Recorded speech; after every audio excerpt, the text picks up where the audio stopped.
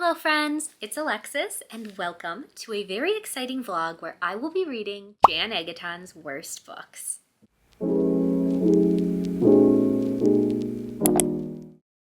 Hi, hello, and welcome, especially if you are coming over from Jan's video and this is your first time meeting me. I have been a part of Jan's Patreon, The Lair, since 2022, and then even before that, she was one of my favorite booktubers and still is one of my favorite booktubers to watch. Just from having the opportunity to get to know her over these last few years, I can tell you guys she is the sweetest, most genuine person you will meet on the internet. She was a big inspiration in me actually having the courage to start my channel last year. And since starting my channel, she has been one of my biggest supporters along with all of the other vampies in the lair. I am truly so grateful every single day to have found this bookish community and honestly family to scream about books and creepy things on the internet with. So if you are unfamiliar, Jan does this series that she calls Do Your Worst, where she tries to find other booktubers that have opposite taste in her and try to read their lowest rated books to find a new favorite. Now, I'm gonna go into the books that I have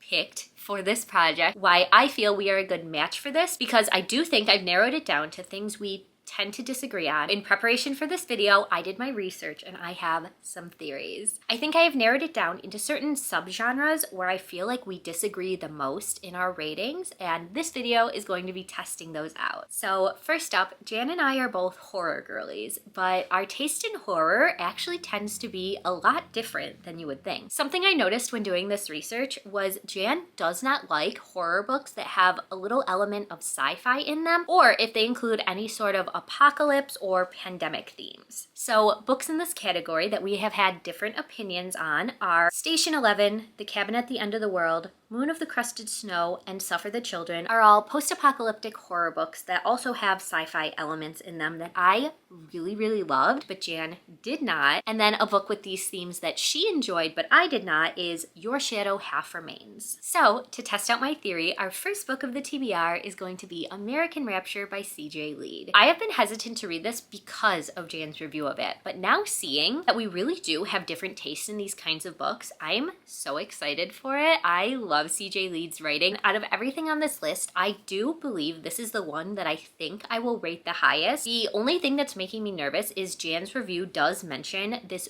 really terrible animal death scene that she says is like the most horrific thing she's ever read, and that is just something I cannot handle in books, so I'm gonna do my best, but I tend to usually skim those pages when that kind of stuff is involved in my books. But if you have not heard about this one, it is, as the category says, it's a post-apocalyptic book, but specifically it's about this pandemic that occurs and actually causes this like uncontrollable, insatiable lust to the people infected to the point where they get violent and like kill each other. So it sounds like it's gonna be a bloody, brutal good time. Next up, sticking with the horror theme, I also noticed our ratings tend to differ on supernatural horror. Some of these books include Incidents Around the House, Nana, Stolen Tongues, and A Head Full of Ghosts, all of which I did not like these books at all, but Jan rated highly. And then one that I really enjoyed and Jan gave 1 star was A Cosmology of Monsters. So seeing our differences in this category, I knew I had to put this next one on the TBR because it's actually the only book I own physically that Jan has given 2 stars, and that is Murder Road by Simone St. James. I have owned this absolutely stunning edition from Evernight, which is Illumicrate's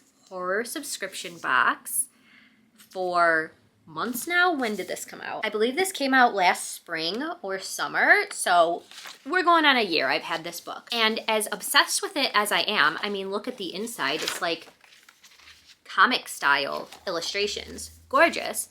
I have only heard bad reviews for this book. So in an attempt to read my physical TBR down, this one's going on the list. That way, if I don't like it, at least it was for a good reason that I read it, and then I can just get rid of it. I'm gonna be giving Murder Road a try this month.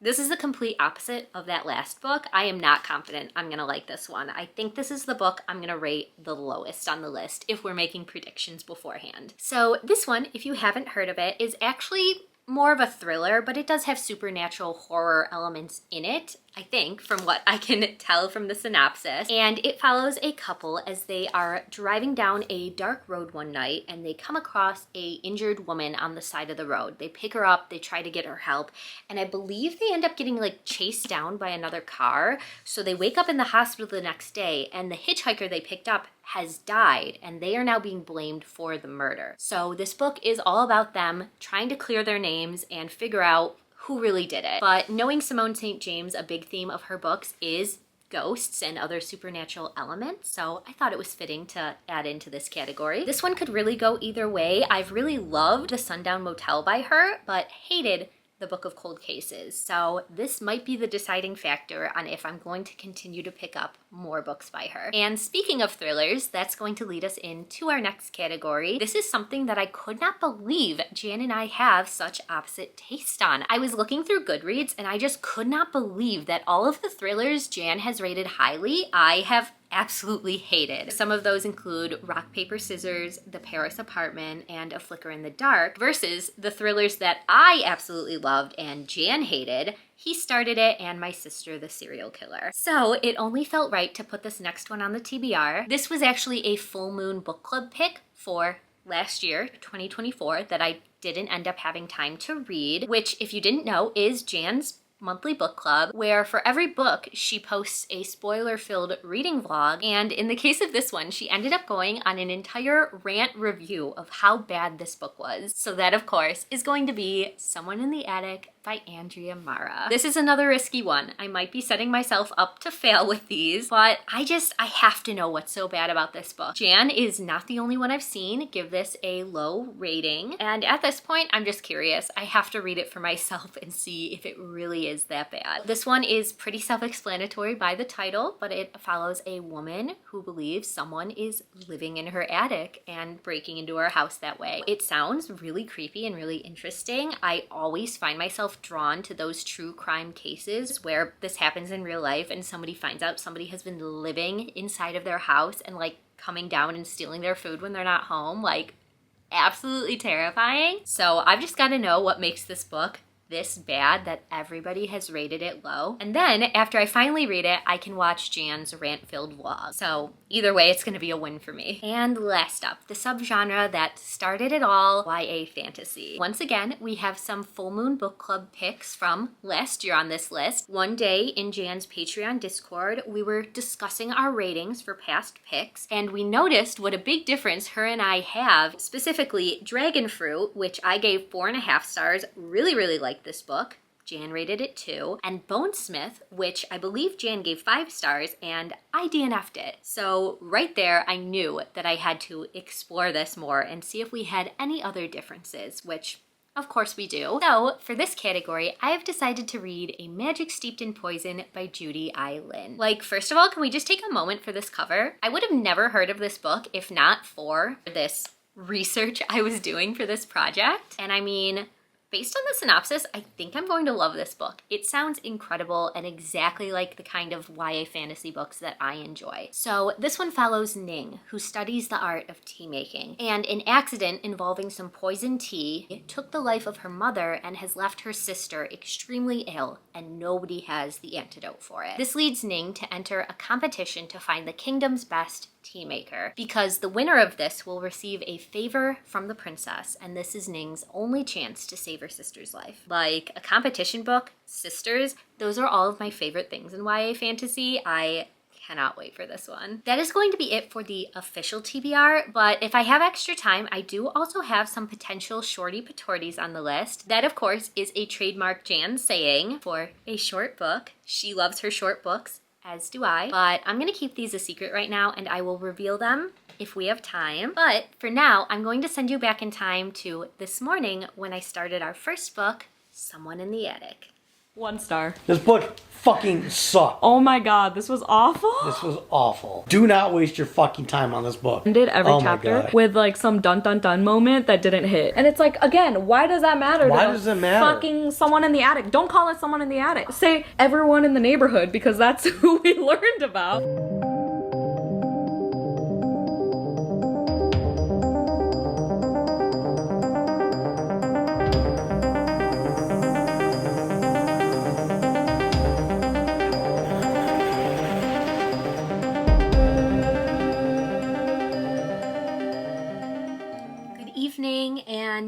wow, this is incredible. As much as I hate daylight savings time, it is currently 6 p.m.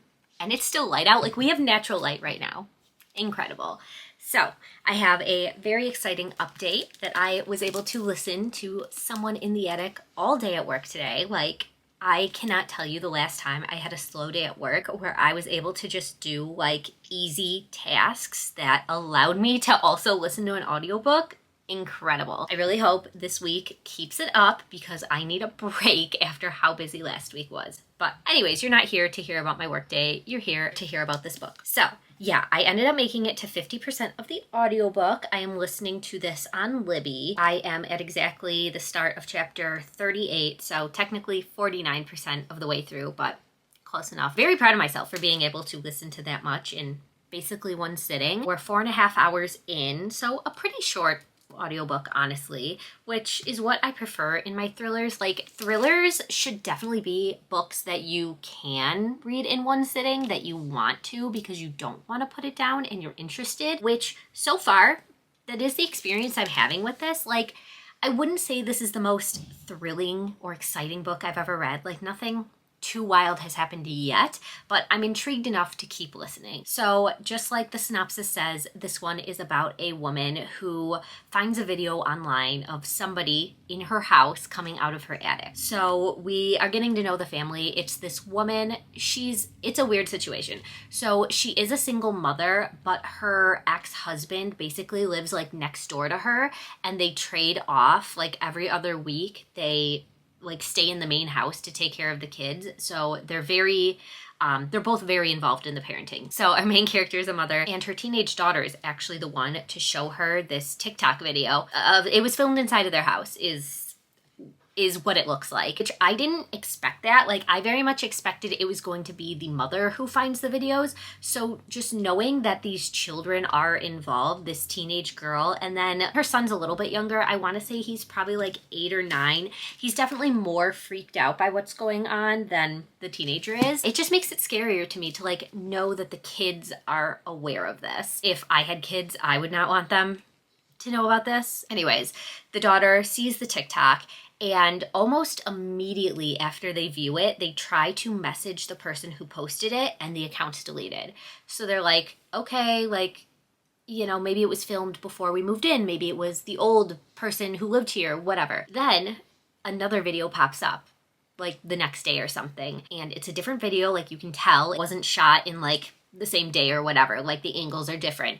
And again, this person is in their house, and they start to notice like their furniture is appearing in the video. So it's not even like they can dismiss it as it was filmed before we moved in. Like, it is very clearly seeming like somebody is breaking into their house. So they do some amateur detective work, and they decide like, oh, maybe it's a fake video, and they made it because the teenage daughter has uploaded TikToks like showing the house. Like, maybe they just altered the video somehow. So that's kind of where we are in this. It's been a lot of trying to talk themselves out of the danger. Like, there hasn't really been any progress into solving the case because they don't even know where to begin. Every time one of these videos gets uploaded, it's taken down immediately. They try to message the person who posts it, account deleted, and then a few days later, another one is popping up, and it's just very creepy. At this point, we did have what I think is a red herring. Like, there was a character who was seeming very, very suspicious, and our main character actually confronts him, and he does have answers to all of these suspicious things. So I don't know if that's meant to throw us off and he is actually our intruder, I guess, or if it's somebody else. Look at Kit on the laundry basket. I do kind of have a theory of who I think it is, but I don't know why it would be this person, like what their motive is. So yeah, we shall see. My plan right now, and the reason this has to be a super short update, is I'm heading to the gym and then maybe the library to pick up a hold. It depends on what time they close today. I think they're open till 8 p.m. But yeah, I'm planning on listening to more of this at the gym. So I wanted to check in before I got any further. If all goes as planned, I would love to finish this all today. I will say, thankfully, I'm not hating it. There's nothing in it so far that is making me angry, making me think it's a 2-star. At the present moment, I'd probably say it's a 3-star rating. Like, nothing incredible has happened, but also nothing has happened to piss me off and like lower the rating more than that. Really, with thrillers, it all depends on the final reveal. So it seems like a lot of people don't like the reveal in this one. Hello, I am home for the night, obviously. I have actually been working on editing a video for a few hours now, so I am tired and I'm ready to get back to reading. Where's my phone? Well, I was at the gym, and then the little bit of errands I had to do today, I listened up to the 75% mark, and I have some complaints now. I still don't think it's awful, but I'm getting bored. Nothing is happening. Like, we're at the 75% mark.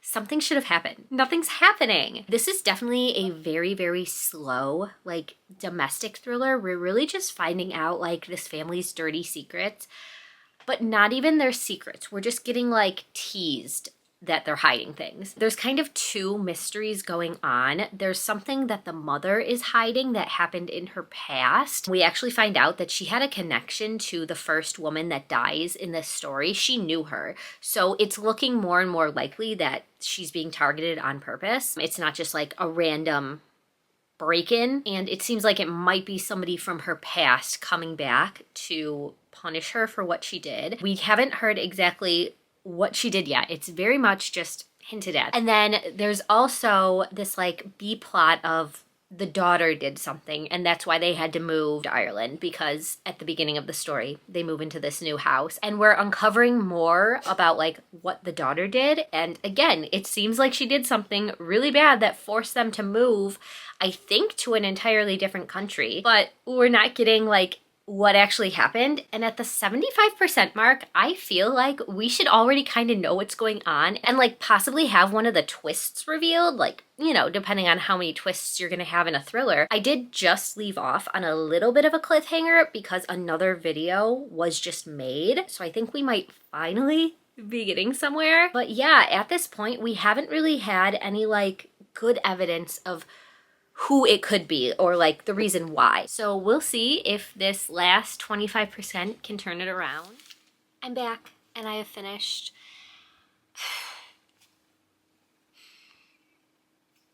I literally just finished, so I haven't really gathered my thoughts, but like initial first reaction, that was it. What was the point of this book?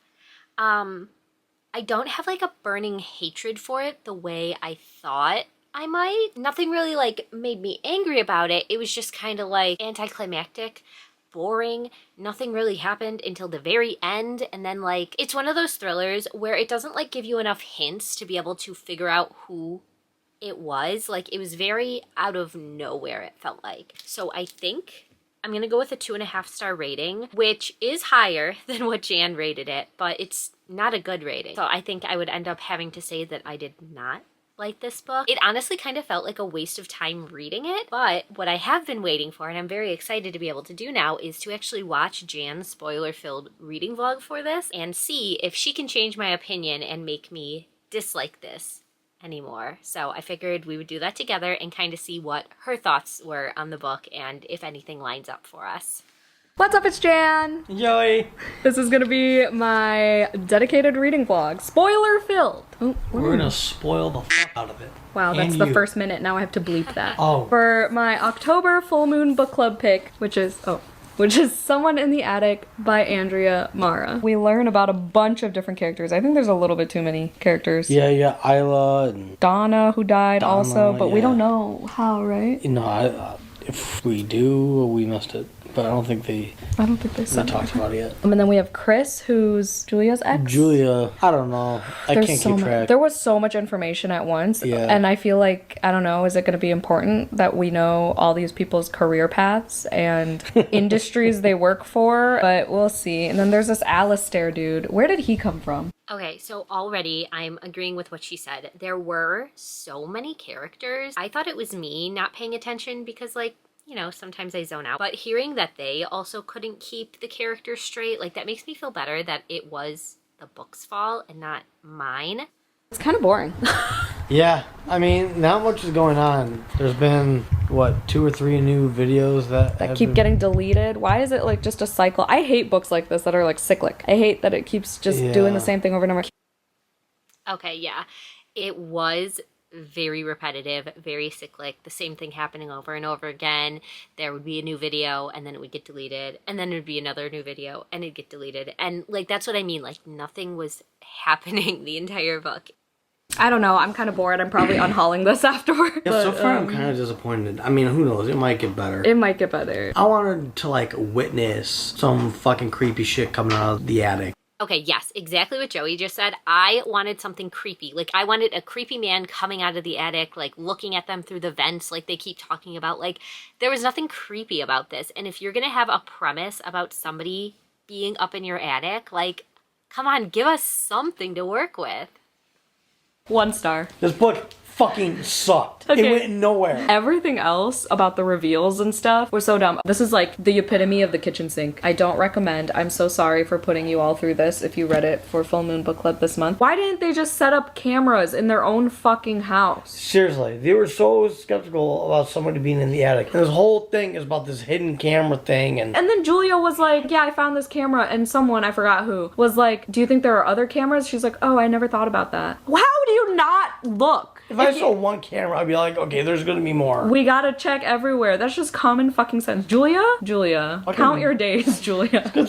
Okay, I was wrong. I didn't realize she gave it 1 star. So I did like it more than her, but I definitely could agree that I think this has the potential for somebody to enjoy it more than me. And this is really the reason it's getting a 2.5 star from me versus the 1 star that Jan gave it, is like the reveal itself was fine. It was everything else leading up to it and then after it that was confusing, way too complicated, and just like unnecessary to the story. It's like she said, this author had way too many ideas that she was trying to cram into one book, and it didn't work. So our first book of the video is going to be an agree with Jan. I did not enjoy this one, and I don't think it's a good thriller. Give it a 2. I don't know. The romance for me, the what? Oh my god. I was like, is this necessary? This would be a lot cuter if I were actually invested in these characters. Right.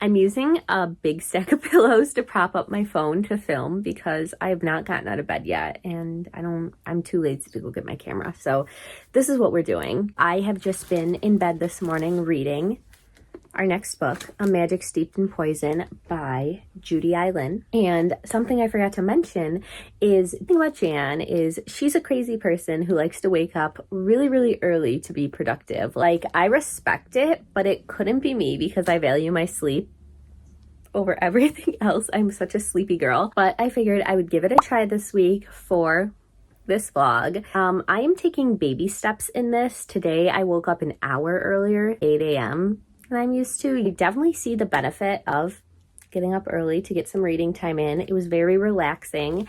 I was able to get to 62 pages in chapter 8 of this book, and I'm enjoying it so far. This, of course, is our YA fantasy selection because I think me and Jan will have different tastes when it comes to this. So far in this one, we are following a young girl who practices the art of like making tea, and she was actually never like meant to be a tea maker. Her mother and sister were accidentally poisoned by tea that she made. It wasn't Ning's fault that the tea was poisoned. It was delivered to them that way, but she still feels guilty for it. So her mother did end up dying from this, and her sister, well, she survived. She's just very, very sick. Like she can't get out of bed. She can't do anything. So Ning decides to enter this competition to be the next palace tea maker, and if she wins, she will get a wish, any wish she wants, and she wants to use this wish to cure her sister. So pretty straightforward. So far, we've just been following her on her journey to the royal kingdom and getting into the palace and joining the competition. She has met one girl who is sort of like her friend, explaining to her like what's going on, kind of being the person that's giving us, the reader, like the information about the kingdom, about the competition, all the stuff that Ning doesn't know. So the part I'm literally in the middle of right now is the first trial of the competition where they're making tea. So I really like the competition aspect so far in this first trial. They're given a dish that they have to pair tea with, and then they're given a certain amount of time to like go out into the market and buy their ingredients to make their tea special. And something that we've got a little bit of a hint into, but not too much information, is Ning has a little bit of magic. She can put her magic into the tea, it seems like. So I think that will definitely give her an advantage in the competition. But I had to stop reading right before it was her turn to make her tea for the first trial. So I'm gonna check if the audiobook's available to hopefully keep listening while I work today, because like I'm interested. I want to know what's gonna happen next. I really love the descriptive writing so far. That I think is my favorite part of this. Like it feels like we're there. It feels like I can see what the main character is seeing. I can smell the tea she's smelling. I can taste it. Like it's definitely making me want tea and want food. Like it's very descriptive. Like I can just feel myself in the story when I'm reading. So those are my thoughts so far. I need to go sign into work, and I will check in with you in a little while.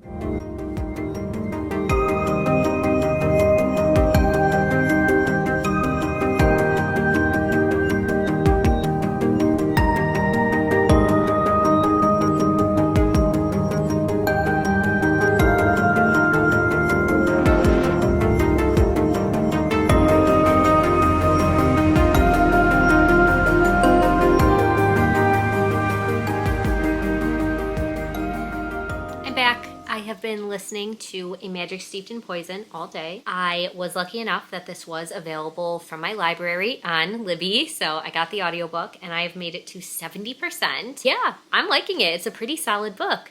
It's nothing mind-blowing. It's a YA fantasy, pretty standard for that type of book, but I'm enjoying it. I'm really excited to finish it tonight. Like I am in the story. I need to know what's happening next. If you hear anything behind the camera, I'm currently making dinner, specifically Brussels sprouts. You can probably hear them crackling in the olive oil.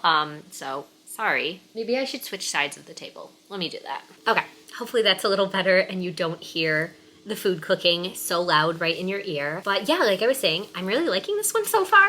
I don't think it's gonna be a new favorite of all time, but I don't see myself rating it lower than 3 stars right now, unless something really wild happens that just ruins it for me. It's looking like a 4-star right now. Since we last spoke, a lot has happened, obviously.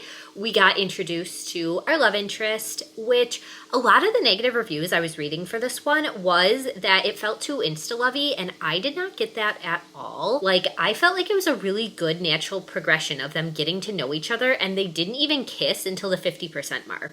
So I don't really see how you can call that insta-lovey. And it's not even like they've said I love you yet. Like I liked how it was done. I like the relationship. I think it's really cute, really realistic, believable. Since then, we haven't really gotten too much more of the competition aspect of the book. Our main character, Ning, is very much going behind the scenes, not really following the rules. She's supposed to stay in this one specific place in the palace, but she is not. She's getting herself into trouble. She's going to the kitchens and talking to the staff there. And she's actually had some run-ins with the princess herself. So she's gotten herself into some extracurricular activities. Really liking the female relationships in this. Like, our 3 biggest characters are all really strong women. There was just a queer relationship revealed to us that I really liked that. It's cute. And then my only other complaint so far would have been that I didn't really feel like we were getting explained like how Ning's magic works, which I guess is still a little complaint of mine, but we've definitely gotten more mention of it, more scenes of her doing the magic. Like a scene I just listened to, I really loved that because there's this scene where you're in her head as she's using her powers. I thought that was really cool, and if we could get more of that, this rating could go way up. That scene I was talking about, it was very like witchy vibes.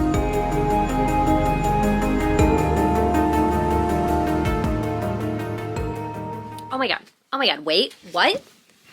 What? I'm so close to the end of this. I've been listening to the audio and something wild just happened, so I had to get the camera. I'm at 86%. I thought I was a lot closer to the ending, but like, what? Let me keep listening before I overreact and think that I heard what I heard. Okay. Yeah, we're getting a little bit of conflict despite my reaction. Nothing too shocking has happened. Like this is all stuff that I've seen before. Nothing original, but I'm still enjoying it. It still got me on the edge of my seat wondering what's going to happen next, how we're going to get out of this little predicament we're in the last like 15% I have, so keep you updated. I'm definitely finishing this tonight. I have to know how this ends. I have a feeling that it's going to end on a cliffhanger because like of course, I just found out this is a duology. As long as it goes well, I might have to pick up the second one because I like this world. I like these characters. I like the magic system. What? Yeah, I was definitely correct in thinking that this was going to end on a cliffhanger. But wow, I didn't think it would literally end like that in the middle of something like that. I'm stuck. I don't know what I want to rate this. I'm between a 3.5 and a 4. I don't think it feels strong enough to be a 4. I liked it, but there are just some things about it. I feel like everything came a little too easy to our main characters. There were no real stakes. Like I just knew she would get into a tense situation and I just knew she was going to get out of it no problem, which like understandable with it being a YA book, but when it keeps happening again and again, it's like it makes it less exciting because it's like, oh, she's in danger again? Okay, well, this doesn't really matter. I'm feeling like a 3.5 star. Yeah, definitely a solid book. I liked it. I thought it was good. There were some things I would have liked to change or be different, but overall, I will definitely say I recommend the audiobook for this one. Like, the book itself was fine reading it physically, but the audiobook narrator is like so great at pronouncing the names, speaking the little bit of Chinese that was in here. Like it really enhanced the experience. Hearing everything the way it was supposed to be pronounced instead of me butchering it inside of my mind. But that's going to be all for me for tonight. And I will see you bright and early tomorrow when we start our next I gave it 1 star. It like dragged. It was disappointing. All I remember is this kid played too big of a role for no fucking reason. Her name was Izzy. And I only remember that because she was annoying as fuck. Cover's cool. Hello. Good morning. I failed at my challenge of getting up early. So it's not my fault. I actually woke up at like 4:30 this morning and could not fall back asleep until 6. So at that point, I wasn't going to like then wake up earlier than I'm used to. I was going to try and get as much sleep as I possibly could. So yeah, I snoozed my alarm I had set to go off at 7:30 and I slept until 8, which is still better than normal. So I got up and I have started our next book, and that is The Vessel by Adam Neville. This is my second Adam Neville I've ever read. I read No One Gets Out Alive and it was good. I gave it a 3 star. So like it was fine. Liked his writing. Just my problem with that book is it was so long. Like I feel like it was never ending, which won't be a problem with this one because it's a novella. The audiobook is only 4 hours long. So that is perfect because I'm planning to just listen to it while I work today and be able to finish it. So far I am an hour in at this point and we are following our main character Jess, who is a home health aide for a woman with dementia. And we open up the story and it's her first day meeting this woman. And right away she gets there and things are off. The house is a mess, like hoarding situation, disgusting. And she's even trying to talk to the night aide that is like leaving for Jess to take over. And she's like, why is the house like this? And the aide's like, don't worry about it, just leave it. She likes it this way. So we get introduced to her patient, elderly woman named Flo. And this woman is evil. She is so nasty. She just says very, very mean things. She has spit on Jess at this point. She like threw her lunch on the ground. She told her that she like didn't deserve to be a mother because she overheard her on the phone talking about her daughter. But I'm not getting anything like supernatural yet. Like it's just kind of believable that this is just kind of a nasty old woman. She has dementia, so, you know, she has an excuse for her behavior, but she's just not nice. So Jess, it just seems like, was not prepared to deal with this. I don't know if she's never dealt with somebody with dementia, and just like, she was just super unprepared. She thought this was going to be a sweet old woman and they were going to have like a good time, and that's not what she's experiencing. So she tried her best on her first day, but she just feels like really over her head with how dirty the house is and how mean Flo is being to her. And I know from the synopsis something happens where she has to bring her daughter Izzy to work with her. And I think that's where our horror is going to come in, that Flo is going to do something to the daughter. Another thing about Flo is her house, on top of being this really, really terrible hoarding situation and just really dirty, she has a lot of pagan artifacts, is what the synopsis calls it. So she just has all these different items around her house. The one that Jess described was like a hand missing fingers. So that would be pretty creepy. And yeah, that's about it. So I'm going to keep getting ready for the day. I'm listening to it while I work today. So I'll talk to you guys in a little bit when I have my next thoughts.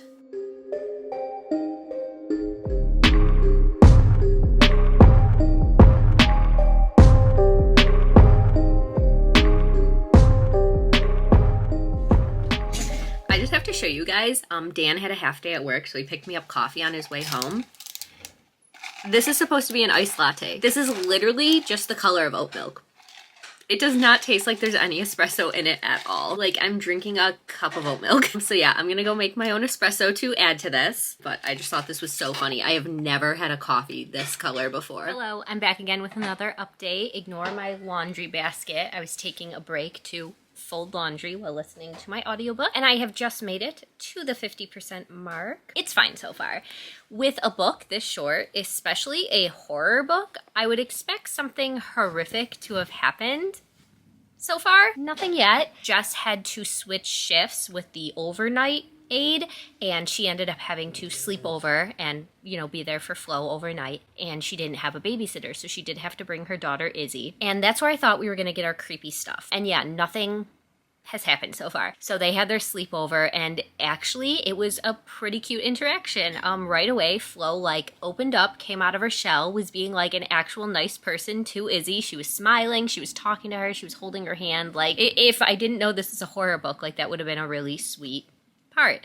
Obviously, I can assume that it's all part of Flo's plan to, I don't know, take over Izzy's body, something like that. Again, I don't really know what's going on, but like, those are my theories. Jess does find some weird like pagan altar within like the mess of the house, and she finds a cell phone on it, and I think it was her phone, so she was like accusing Flo of like lying about her physical abilities, and that Flo was like getting up in the middle of the night and like moving stuff around on her. So there's a little bit of gaslighting going on. It seems that maybe Flo is able to do a lot more than her aides think she can.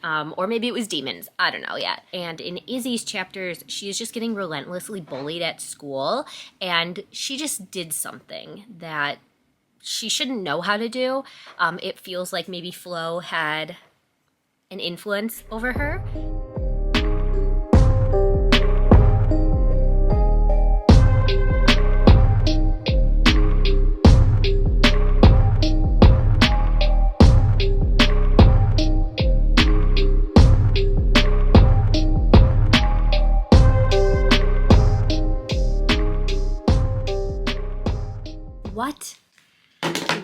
What did I just read? Well, I finished, and I would have finished a lot sooner because I went to the gym, and I can usually listen to audiobooks while at the gym, but I was so bored by this, I literally couldn't do it. I had to switch to music because it was making my workout unbearable. I just went through a whole range of emotions.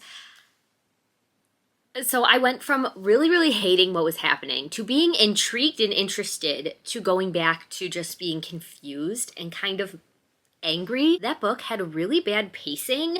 The first, I don't know, 80% of it was just so boring. The only creepy things that were happening in a character's dreams, which personally I hate in books. Like, if it's not happening in real life, I don't want to hear about a dream just for you to like use it as a way to like add horror to your story. Like, I don't I don't like dreams in books. I thought that was really dumb. I mean, the horrific imagery in the dreams was fine. It wasn't doing it for me. So then we get this added, like, B plot towards the end of Jess's ex-husband, and like, I don't know.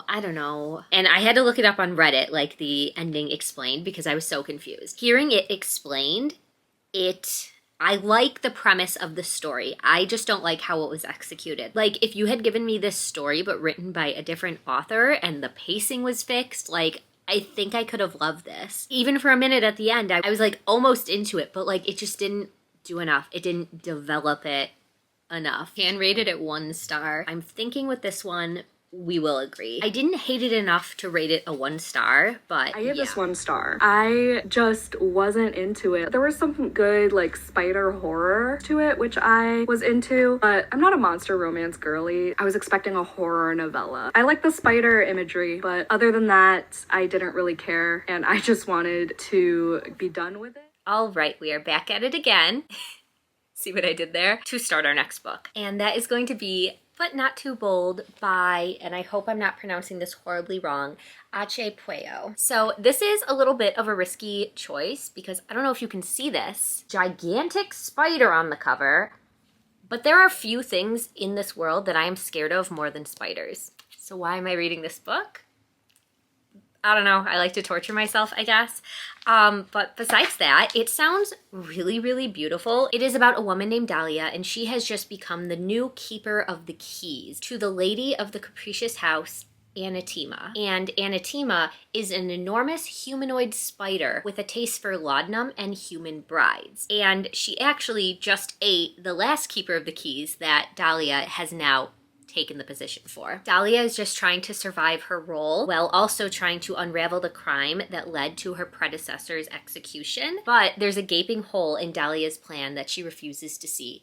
Anatima cannot resist a beautiful woman, and she eventually devours every single bride that crosses her path. Like, when I see the hints that something is sapphic, sign me up. So I'm hoping I can get over my fear of spiders and this one isn't a terrible mistake. Because right now we are not having the best luck. With the books I've chosen. We haven't found a new favorite yet, which is the goal of this video. So we're gonna give this one a try. I'm very confident I can just read this in one sitting. So that is the plan.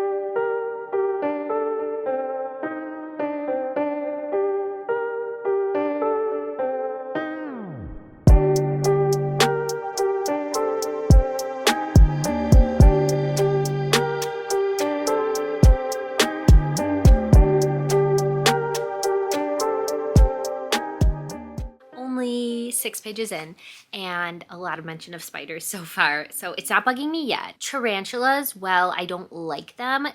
I guess, like, if I had to pick a spider to be okay with, I think it'd be them. And I'm saying this and, like, if there was one next to me in real life, I'd probably be freaking out. But, like, maybe because they're bigger, they don't bug me as much? I don't know.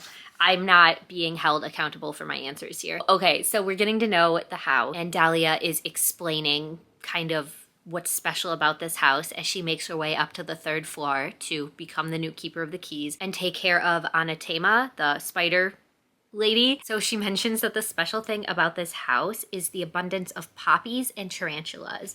So she's just talking about how the way they deal with this is for the poppy, they brew them into tea, arrange flowers, use them as decoration, pair them into morphine, opium, or laudanum. And then to deal with the tarantulas, they cook them or keep them as pets. What do you mean you cook them? Like, I feel like maybe I've heard that before, that people eat tarantulas, but what do you mean? I'm not trying to judge what anybody eats, but like, oh, that is like the worst thing I've ever heard. I cannot imagine eating a spider. I'm freaking out. Even the mention of spiders, like my skin starts to crawl. That's it for now. I've made it to chapter 4, page 33, and so far we have learned more about the previous keeper of the keys and how she died, why she died. We find out that Anatima ate her because she suspected her of stealing, and what she was stealing is Anatima makes these miniatures, I'm assuming out of like spider webs or something, right? But she like crafts these little tiny like dolls and other stuff, like sort of like a dollhouse, like tiny furniture and that stuff. So one of her dolls goes missing, and she blamed the last keeper of the keys, but now that she is dead and there is a new keeper of the keys, Dahlia, the thefts are continuing. So now it is Dahlia's job to figure out who is stealing from Anatema. And if she can't figure it out, she's gonna get eaten herself. So stakes are high. I'm having sort of a hard time picturing what this woman looks like. So I think that's helping me with like my spider phobia. But yeah, it's not bugging me too much thus far.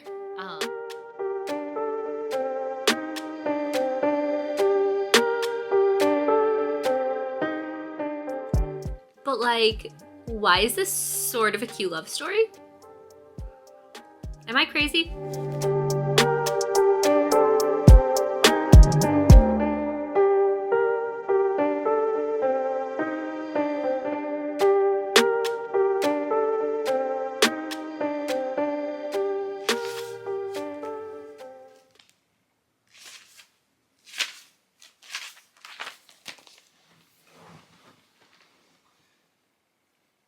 What do you mean? That was so cute. I'm like tearing up.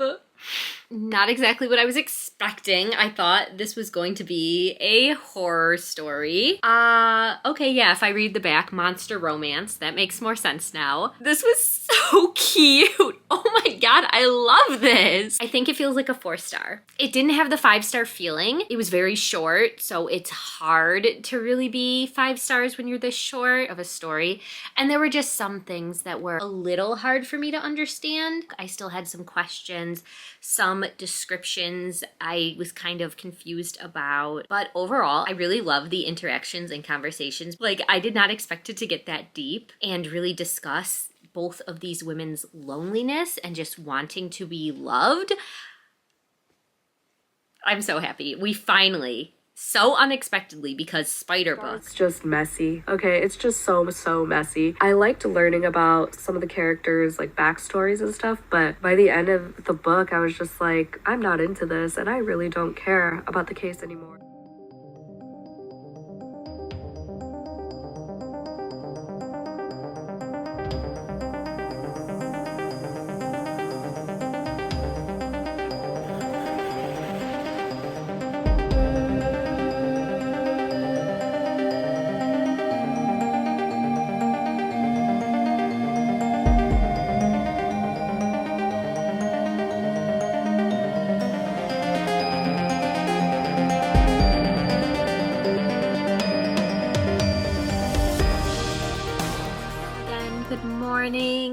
Afternoon. It's already after 12. I've been very busy this morning. Please ignore this. I will go get ready at some point, but I have just been crazy busy at work. But I finally have a second to breathe and update you, and I have a big update. So as you saw, I got up early this morning. I am sticking to it. So I hate to admit it, but having this extra hour in the mornings has helped. I've gotten a lot more reading done. Continued our next book that we're going to be reading, Murder Road by Simone St. James. I've been listening to the audiobook and I've already made it to the 50% mark. I would have checked in with you sooner, but I'm like sucked into this story. I can't believe I'm saying it.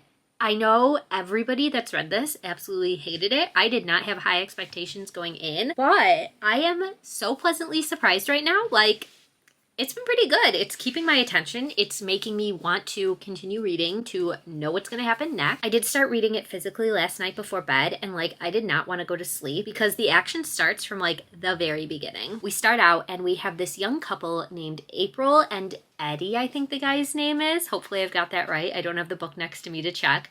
But they have just gotten married and they are driving somewhere for their honeymoon. It's the middle of the night. They're taking some wrong turns. They don't really know where they are and they end up getting lost. And another cool aspect about this book that I didn't know going in is it's actually set in the 90s. So I know this might annoy some people, but I'm really loving all of the 90s references. They're talking a lot about the music, the fact that they don't have cell phones, obviously, to look up a map was like what reminded me of it. But yeah, I found that aspect of it very entertaining and enjoyable. So anyways, they're driving middle of the night, dark road, and suddenly there's a woman on the side of the road and they're in the middle of nowhere. So right away, they're nice people. They think we should maybe stop and check if she's okay, see if she needs a ride.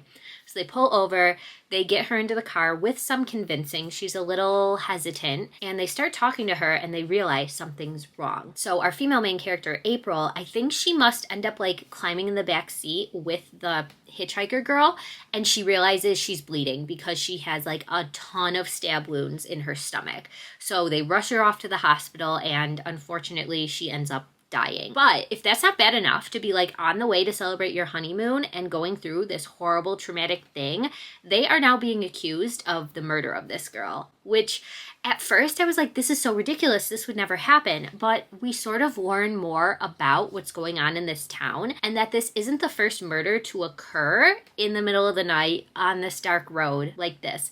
So it actually seems like this is something that the town has been trying to solve for, I think it's been like 20 years or something, and they really have no leads. So these two being the first people to actually like come forward with a body, they're right away like, you did it, which of course we know because we were with April and Eddie from the start. They didn't do it. Plus, like, why would you then drive her to the hospital? Like, why would you turn yourself in like that? So I thought the cops were being pretty dumb in the beginning of this, like blaming them, but also it shows like sort of how corrupt they are in this town, that they're gonna latch on to the first person they can pin it on. So this first half of the book has really been April and Eddie taking the investigation into their own hands to prove they're innocent. They end up finding out who this girl was and some stuff out about the town, some secrets they've been hiding, and I'm so into it.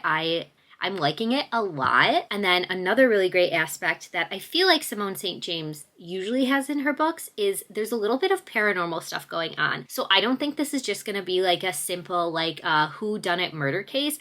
I think there are ghosts involved. We've had some mention of this like undead looking girl that has popped up a few times. A few different people have mentioned seeing her. And when their hitchhiker got into the car, like she was saying some ominous stuff. I'm like trying to figure out in my head before they reveal it, like what's going on?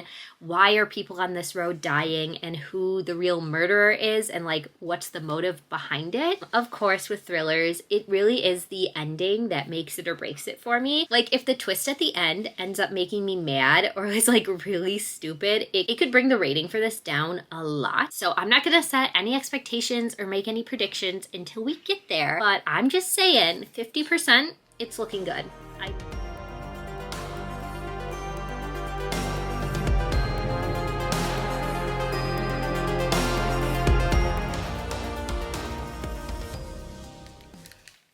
Okay, I just have to say that the fact that this couple is teaming up with two teenage girls who are like obsessed with true crime, I'm living for it. It is so funny because who's gonna do the best investigative work?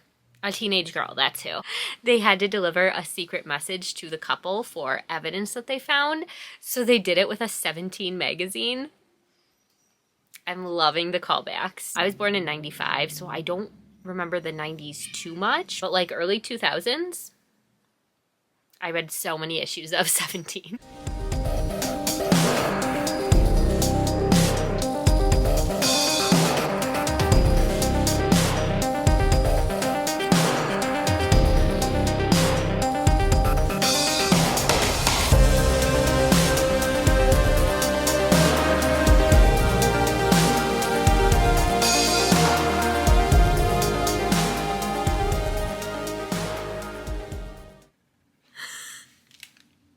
Wait.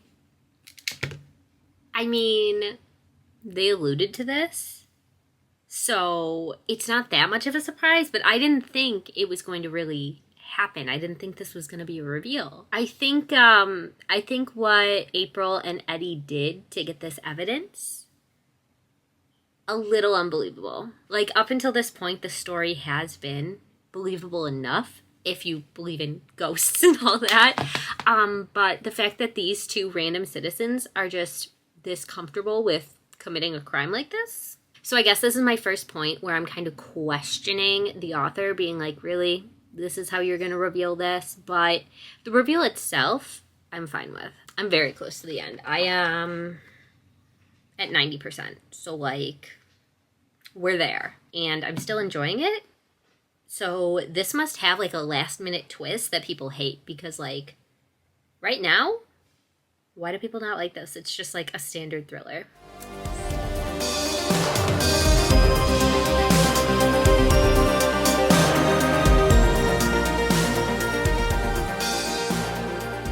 got what I think is going to be our big reveal, the resolution, the solving of the big mystery.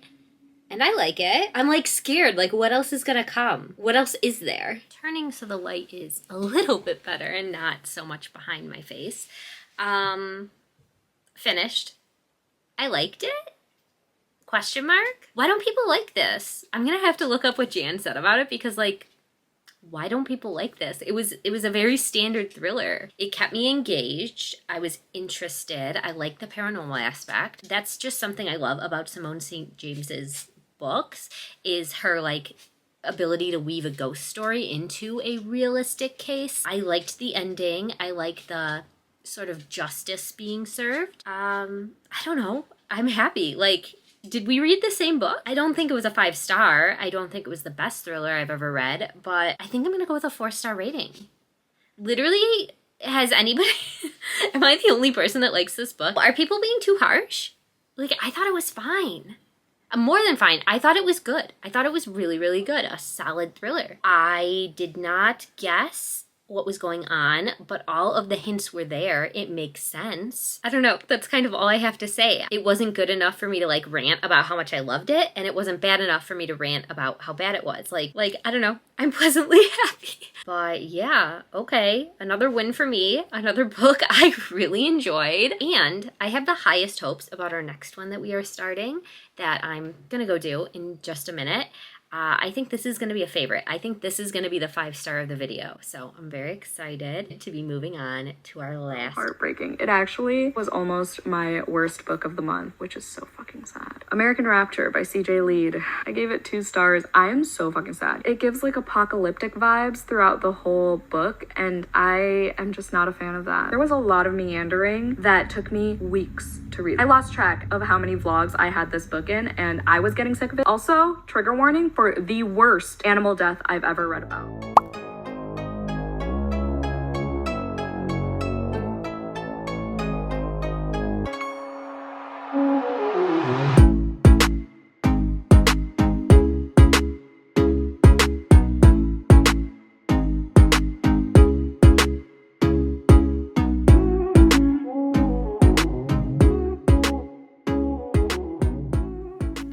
Obviously, and I'm being bombarded by animals. This is Onyx's butt. I have Milo here in my lap. I have Poe here wanting my attention. Onyx really just wants to know why I'm disturbing him because he is sitting in his window right now enjoying the sunshine. Yeah, I know, and I'm just gonna come up and rest my camera next to you. What are you doing? You're so cute. I'm sorry, guys. I'm just trying to get good lighting. All right. That's good. So I've clearly started our next and our last book, American Rapture by CJ Lead. This is the one that I had the highest hopes for going in because of how much I loved Mayfly. Sorry, I need to get Poe away. He won't stop licking Onyx's face. He doesn't like that. So yes, I love this author's other book, Mayfly. It was on my favorites of the year in 2023, I want to say is when that one came out. And today at the coffee shop, I made it to 100 pages. And I'm telling you right now, this is a 5-star book. I'm obsessed. I love this. This is wild. This is basically a mix between Camp Damascus by Chuck Tingle and Wake Up and Open Your Eyes by Clay McLeod Chapman. Both horror books I really, really enjoyed. But yeah, this is definitely a book that the point I got to, so probably like the 80-page mark on, I did not want to be reading it in public. It was wild. I did also, while we were at the coffee shop, very spontaneously decide that I was going to try and recreate one of Jan's Instagram photos. So I'll pop those up on the screen. Here is the picture I ended up taking. Here's Jan's as my inspiration. My bad that I was looking in the wrong direction for the photo because, yeah, I didn't realize with it mirroring on my camera. But back to the book. So in this one, we start off following a young girl named Sophie. And she is a good Catholic girl, as the synopsis tells us. She is raised in a very, very, very conservative religious household. Like she's not allowed to watch TV. She's not allowed to read books unless her parents approve of it. She goes to a private school. She's not allowed to hang out with friends. She's not allowed to just do anything without her parents' direct supervision. And of course, she's a teenage girl, so she doesn't always listen to this. She does her best, though. For the most part, she does listen to what her parents ask of her. But really the only rebellious thing she does is she checks out books not on their approved list from the library. So besides that, she's very, very sheltered. And we learn early on in the story that there is a flu affecting many people. And Sophie so far hasn't heard anything about it. Her parents are keeping her sheltered. So just through people at school and sneaking onto computers to read the news at the library, she learns that this is not a normal flu. It's turning into a pandemic, and the symptoms of when somebody is infected with this flu is like very, very violent, uncontrollable lust. So that's where it goes from like the Camp Damascus comparisons to the Wake Up and Open Your Eyes comparisons. And when we start getting into the violent sexual content in this book, spot on to Wake Up and Open Your Eyes. So that's how I know it's going to be 5 stars, because Wake Up and Open Your Eyes is one of the wildest books I've ever read, and I loved every second of it. And like, I'm getting the same sort of scenes in this, also involving her parents, which is just horrific to read about, but like so effective in like doing what this book wants. It wants to make us uncomfortable. I mean, it's a horror book for a reason. So yes, the flu has now started. Sophie has come face to face with people infected. She's been attacked on page. That was very tough to read about. So take care of yourself if you're triggered by any sort of reference to sexual assault. It is on page in this, like multiple scenes so far at the 100 page mark. Even for me, somebody who isn't triggered by that, it was tough to read. It's getting a real reaction from me. Right now, I'm on the chapter The Highway, and Sophie is trying to escape to actually get to her twin brother, who we learn has been sent away to, it seems like sort of like a conversion hospital. When he was still living with their parents, they found some stuff suggesting that he might be gay. And you know, like great parents, they sent him away to a conversion camp instead of just accepting him. So yeah, Sophie has like this really strong connection to her brother, but she hasn't been able to really talk to him since he went away. Like, I think they have like weekly phone calls, but she never gets to see him, and that's kind of her goal right now, is to get to her brother. Those are all of the updates I had for now, so I'm just gonna get back to reading now.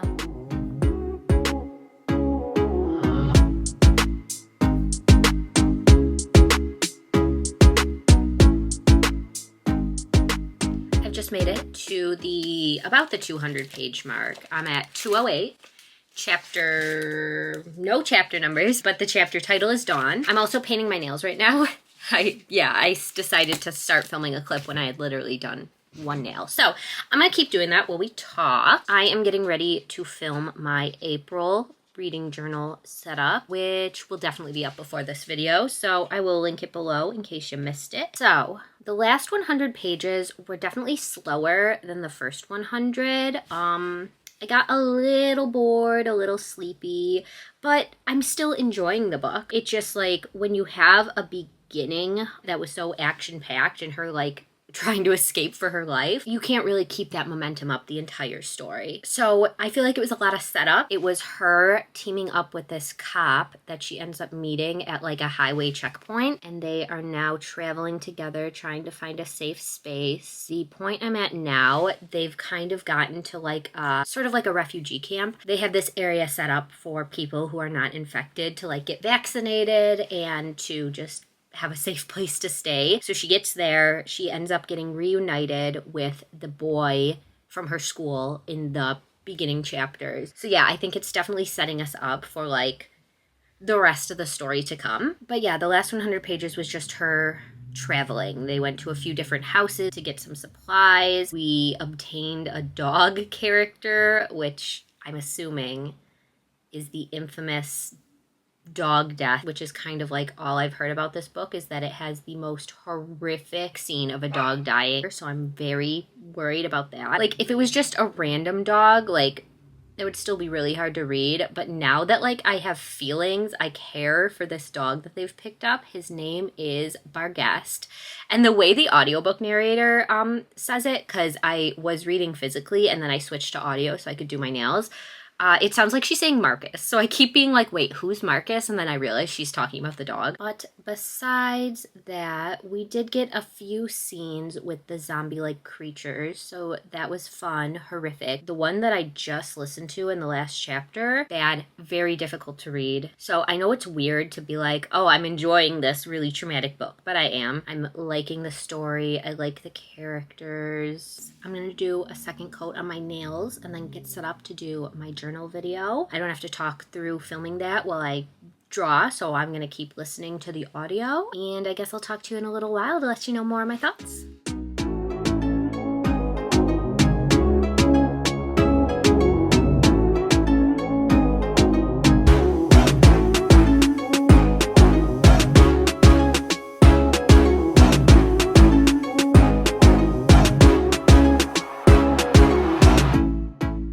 I love this dog. Men stay being creepy in this.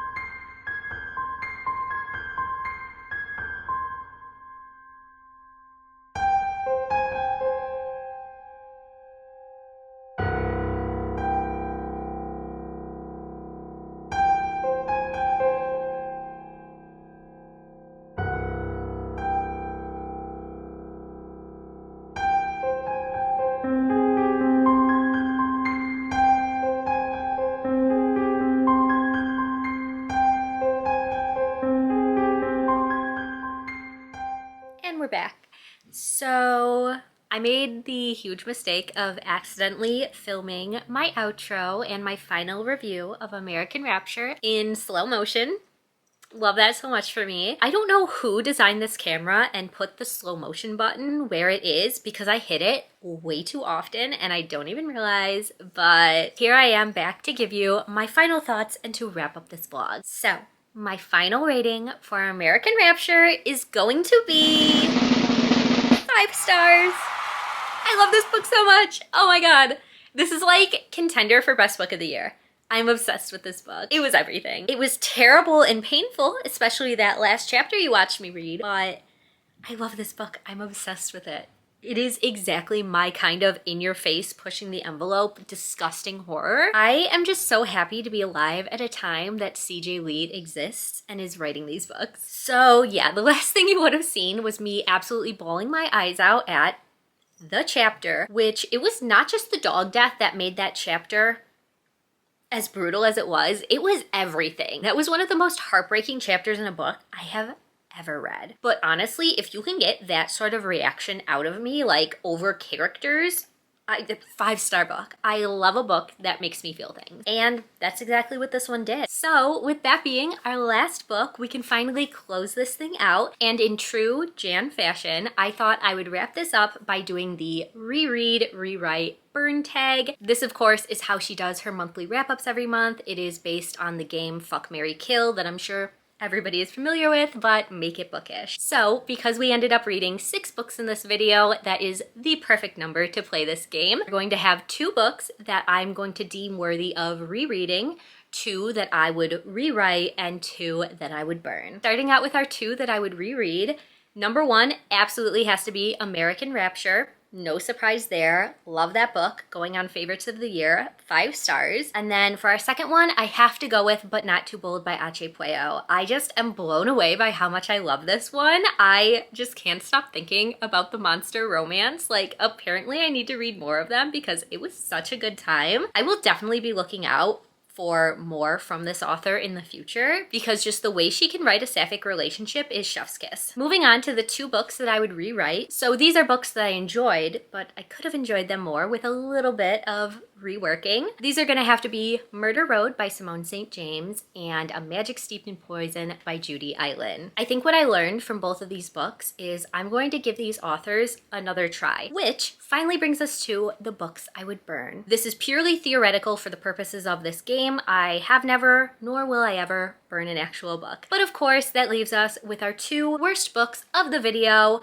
Someone in the Attic and The Vessel. I'm still so surprised at how much I did not like The Vessel. This is my second book by Adam Neville, and so far it's not looking too great in his favor. So I'm gonna be a little cautious in the future picking up more from him. I just don't know if he is an author for me. And then, as much as I defended this book earlier, and I still will, I don't think it's as bad as everyone says.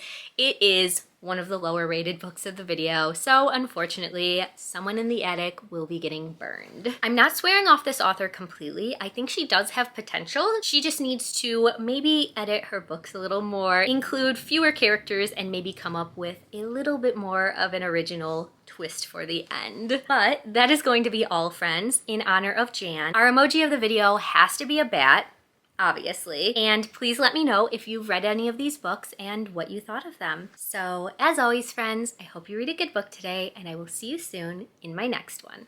Bye.